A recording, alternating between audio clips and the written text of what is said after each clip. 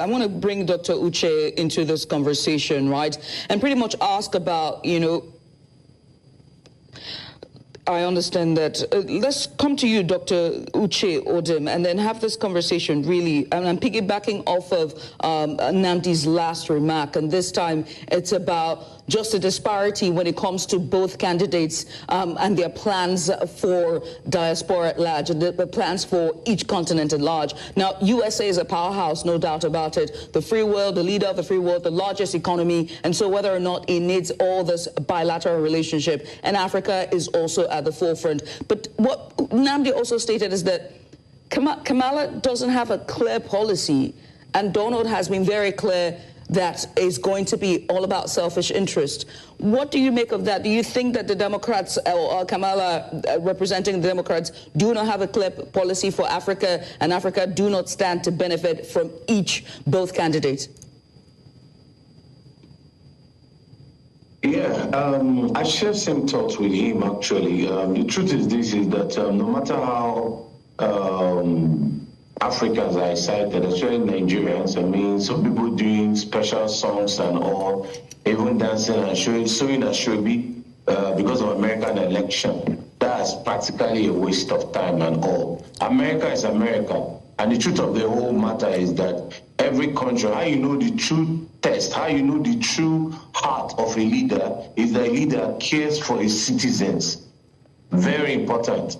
There's something that happened recently about the Binance man and all. You saw what happened. Joe Biden called President Tinubu because that man is a major pillar to the United States. He put a call across to him and all and thanked him for releasing him. Are you seeing that? It's all about their interest.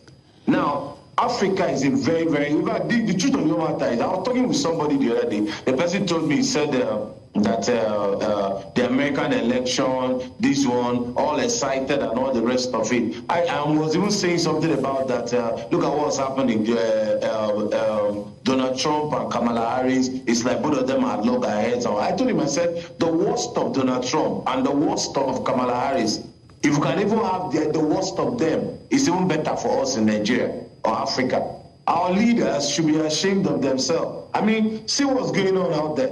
No matter what happened and the rest of, no matter what's going on, you can see how things are going smoothly. Despite have you heard anybody throw any bomb? Have you heard anything of such that people are giving for money, that people are snatching ballot boxes, are running away, and all the rest of it? Our own is not election. We do selection. We should learn the positives. That's exactly what we should learn. So nobody in Africa, no president in Africa has the right, or anybody in Africa has the right or has the moral impetus to criticize what's happening in America. America, they are doing well as far as I'm concerned. Like I said, the worst of democracy is in America. If we also democracy in America, worst of democracy, if we have that in Africa, Africa will be a first world nation.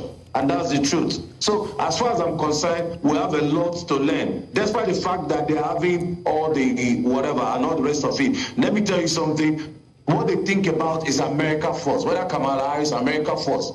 I remember when she came to Ghana not too long ago and all. They were pushing an agenda. She was pushing an agenda and everything. Donald Trump, same thing. He's pushing an agenda too. And you can see that they are all, every single thing they are doing, they are campaigning on their personal convictions. They are campaigning on issues. You can see, they're campaigning on issues. Not a place like Nigeria where people can just wake up and say, I want to be a president or I want to be a governor for no reason. These guys are campaigning on issues.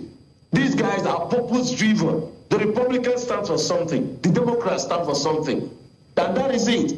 So when Trump is saying, I will do this, I will do that, I love that. I love when people are sincere and genuine. That's why I like the kind of person Trump is. He's out there, he tells you what he's going to do, he sticks on it, and that is it. Right. But in Africa, no. You see somebody today is talking to the left, tomorrow is talking to the right and all. We have a lot to learn. I mean, all the presidents in Africa need to sit down, lock themselves up in a room for at least 3 months without ruling. Allow their deputy to and learn what it is to a leader. Leader care for their people, and that's what the Americans are doing. All right.